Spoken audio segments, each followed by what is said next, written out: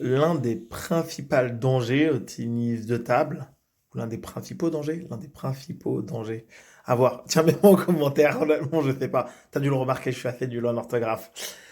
Alors, on va dire l'un des principaux dangers, on va dire, au tennis de table, c'est de s'encourager très fortement quand t'as pas eu la bonne intention.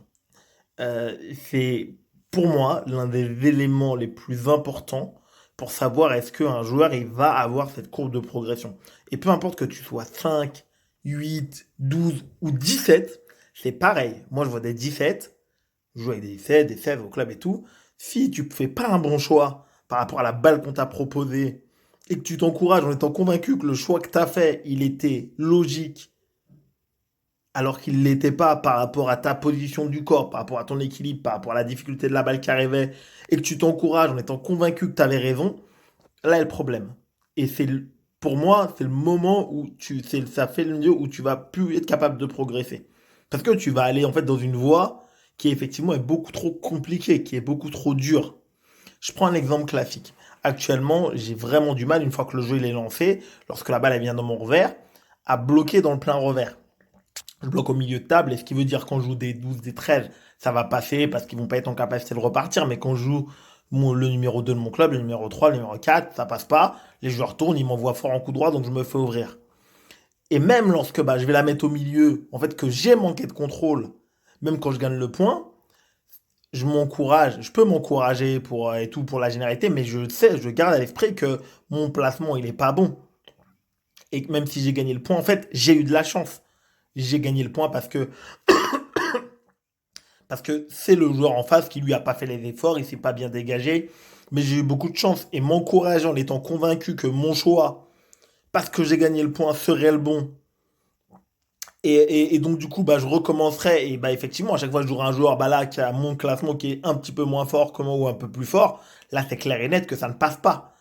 Et c'est là qu'il y a encore plus de différence. Si tu t'encourages et tu te convaincs que c'est parce que quand tu gagnes le point, tu as fait toujours le bon choix, là, tu vas avoir d'énormes problèmes. Même chose, le joueur t'envoie une balle très très coupée. Par exemple, tu fais un service, le joueur il t'envoie une balle très très coupée. T'es à l'heure, mais t'essayes de rentrer hyper fort dessus.